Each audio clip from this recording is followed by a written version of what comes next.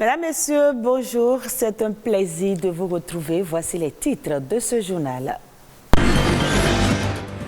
Le syndrome d'alcoolisation fœtale est un trouble qui touche les femmes. Il résulte de la consommation d'alcool par la mère pendant la grossesse. Ce 9 septembre, c'est la journée mondiale de sensibilisation au phénomène. La leucémie est un cancer qui touche les cellules sanguines. La forme la plus dangereuse est la leucémie aiguë. Elle tue plus les enfants au Bénin. Comment se fait le diagnostic? Un hématologue en parle dans un instant. Et puis la tontine en ligne est une pratique de plus en plus répandue au sein de la population. Cette version modernisée de la tontine contribue à la hausse du pouvoir d'achat des citoyens, mais elle n'est pas sans risque.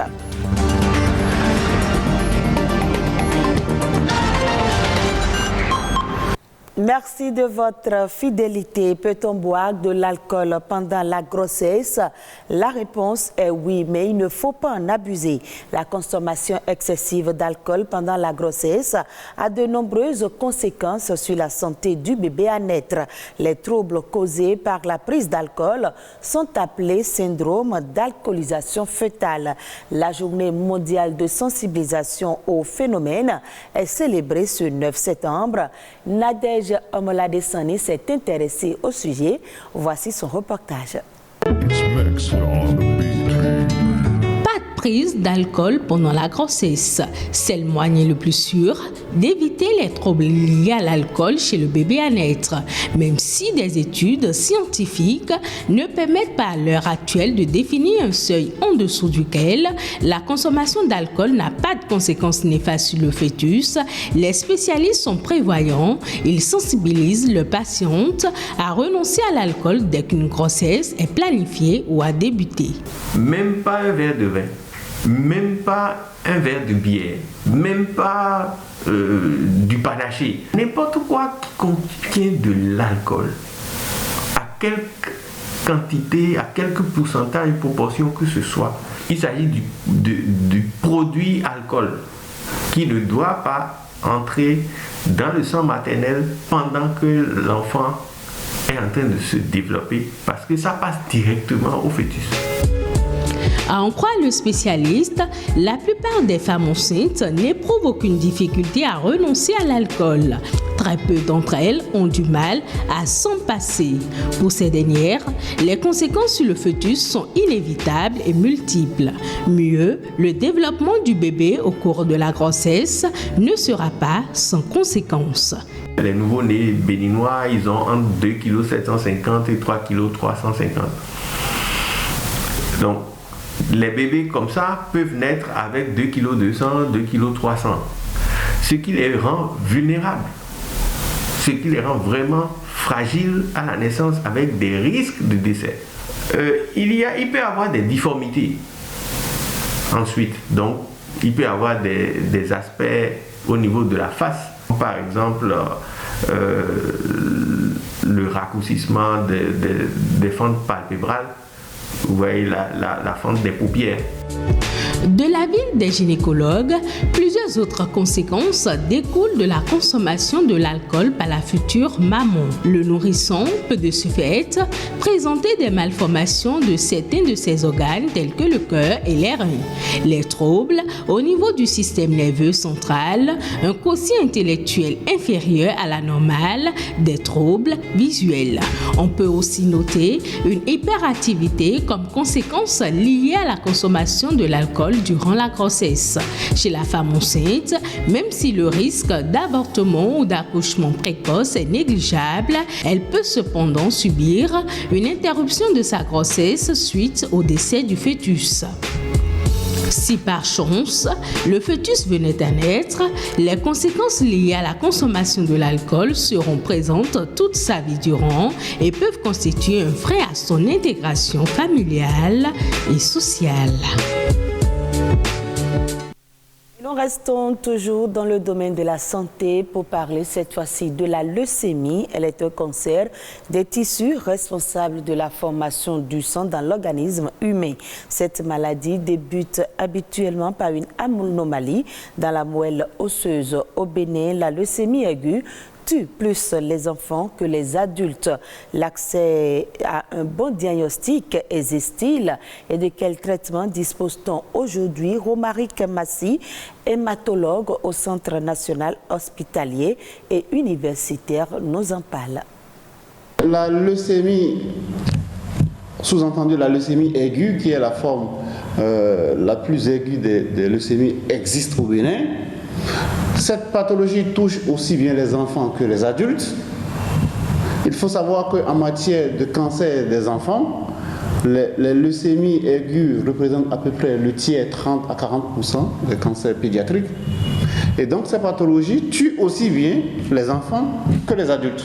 Nous avons la possibilité aujourd'hui de pouvoir faire un certain nombre d'examens, les tout premiers, très rapidement, qui vont nous donner les premiers éléments en faveur de leucémie.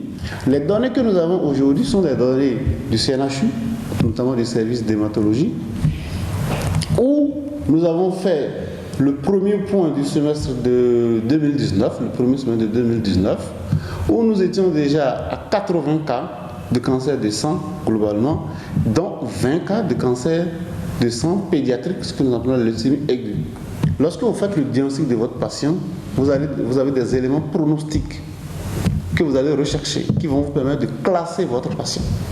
Quand votre patient est classé, en fonction du type de pathologie qu'il a, il va pouvoir être traité par ce que nous appelons un protocole thérapeutique. Vous avez tout un investissement pour tout ce qui est la supportive care, parce que le patient va avoir besoin d'être traité pour des syndromes infectieux au cours de son traitement, donc il aura besoin d'un certain type d'antibiotiques qui sont suffisamment chers. Ce patient aura besoin d'une certaine nutrition au cours de son traitement. Il va falloir investir là-dedans. Ce patient aura besoin d'être transfusé, aussi bien en globules rouges qu'en plaquettes. Ça demande de l'investissement. Le traitement d'un cancer ne peut pas être l'apanage du patient lui seul. C'est toute une organisation qui doit se mettre derrière ce patient-là et pouvoir l'aider à pouvoir vaincre ce cancer-là. Parlons maintenant de cette nouvelle forme de tontine pratiquée de plus en plus sur les réseaux sociaux. Il s'agit de la tontine en ligne. Elle permet d'épargner auprès d'une tierce personne via les réseaux sociaux sans toutefois la connaître physiquement. Une pratique qui n'est pas sans risque pour les épargnants. Que savoir de cette forme de tontine? Suivez ce reportage pour plus de précision. La tontine est un système d'épargne qui existe depuis des décennies en Afrique. Mais désormais, elle se modernise grâce au numérique. Pas besoin de se déplacer. La tontine en ligne se fait de façon rotative et exclusivement par le biais des réseaux sociaux. J'ai eu à faire l'expérience une fois et j'ai donné des tontines en ligne et la personne m'a dit que j'aurais des colis en retour que j'ai eu. Faire sortir mon argent de ma poche et envoyer à quelqu'un que je ne maîtrise pas bien, que je ne connais pas, et lui envoyer soit disant que je suis en train de faire une tontine. C'est pas ma chose. Moi oui, j'ai trouvé de bénéfices dedans. Pour moi c'est fiable. C'est quelque chose de confiance. Vous confiez votre argent à quelqu'un bien, à une entreprise, disons en ligne, que vous ne connaissez pas. Alors c'est un gros risque que vous prenez, quoi. Tontine pour achat entre autres de sacs, de chaussures, de paille et des ustensiles de cuisine. De plus en plus, des groupes WhatsApp et Facebook se créent dans le but de réaliser des tontines. Ils sont devenus très tendance et chacun y trouve son compte. Désormais, nous n'avons plus besoin d'avoir un tontinier avec caisse ou bien sac en main qui se promène et qui va donc susciter l'attention des voleurs. On n'aura plus ça. Donc avec le numérique, les fonds paraissent plus sécurisés. Ça se passe dans une certaine discrétion donnée. Nous pouvons être au Bénin et participer à une tontine aux États-Unis, dans un autre pays. Cela montre donc que cette tontine en ligne permet de briser les frontières. Et contrairement à la tontine classique, celle en ligne ne nécessite pas la présence des membres. Certains le font entre amis, d'autres ne se connaissent pas, ce qui pourrait constituer un risque. Nous supposons un instant que l'un des membres ou des adhérents de cette tontine n'arrive pas à payer à temps. Quels seraient les recours contre ce dernier s'il est dans un pays loin? Le code sur le numérique par rapport aux opérations financières demande à ce que ceux qui les pratiquent puissent faire des déclarations à hauteur du montant de transactions financières. Mais la vraie question est de savoir, ceux qui initient cette tontine-là, est-ce que réellement ils arrivent à faire ces formalités? Ce n'est pas évident. Et s'ils ne le font pas, et lorsqu'il y aura des difficultés, à qui faire recours? Face à cette nouvelle pratique où la confiance ne peut être garantie, les spécialistes recommandent de faire recours aux institutions financières compétentes pour sécuriser son argent. Il n'y a pas d'épargne sans risque. Toutefois, les institutions financières qui quand même ont eu certaines couvertures institutionnelles reconnues paraissent plus conseillées pour faire les épargnes. Les amoureux des tontines, responsables comme membres, doivent être vigilants pour ne pas se faire arnaquer. L'actualité à l'international est marquée depuis ce jeudi par la mort de la reine Elisabeth II. Elle a tiré sa révérence ce 8 septembre dans sa résidence de Balmoral à l'âge de 96 ans, après 70 ans de règne. L'Angleterre entame un deuil national de 10 jours. Après le décès de la reine Elisabeth II, c'est son fils Charles qui devient roi à 73 ans. Le reste de l'actualité au plan international, c'est dans Eco Inter, des informations compilées et présentées par Héloïse Winanto.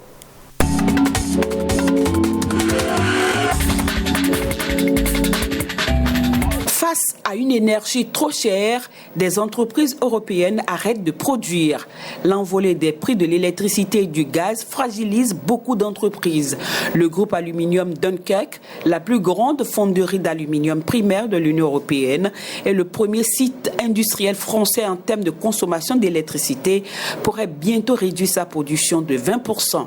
Il a déjà placé en chômage partiel une partie de ses salariés début septembre et envisage de réduire sa production durant l'hiver. Les prochains mois s'annoncent difficiles pour le groupe. Pendant ce temps, la Commission européenne cherche à plafonner le prix du gaz russe afin d'atténuer le choc. Pendant que le gaz et l'électricité dictent leur loi aux entreprises, c'est la météo qui impose la sienne aux agriculteurs. À cause d'une mauvaise météo, les récoltes en Europe et en Afrique de l'Ouest ne sont pas bonnes et les prix ont flambé, en particulier au Sénégal. Le sac de 25 kg d'oignons hollandais a rarement coûté aussi cher, vendu à 8 € maximum l'année dernière. Il en vaut aujourd'hui 14. À cela, il faut ajouter les frais de transport, de douane et la marge de l'importateur sur le marché sénégalais. Ainsi, le sac est vendu à 22 € au détail, soit environ 15 000 francs CFA. Un prix difficile à supporter par les ménages. Quand un des plus gros pourvoyeurs d'arabica au monde va mal et qu'ailleurs les volumes de production ne sont pas au rendez-vous, les prix s'envolent. Le manque d'arabica fait monter le marché. Dans le milieu du café, on parle de choc de production. C'est la première fois depuis les années 1990 que le Brésil, qui assure 40% de la production mondiale, est concerné au premier chef.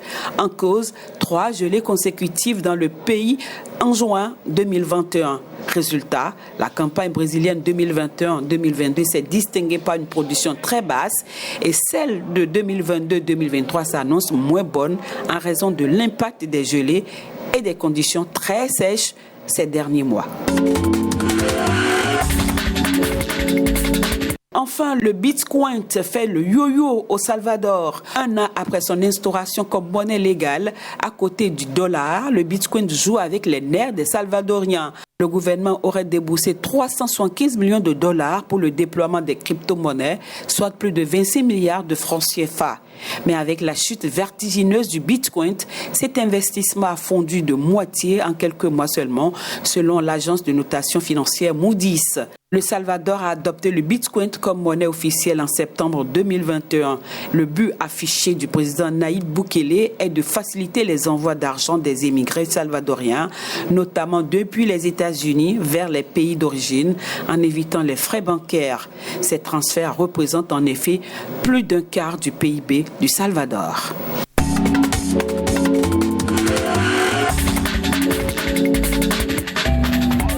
Voilà qui vient mettre un terme à ce journal que vous pouvez suivre également sur le www.ortb.bj.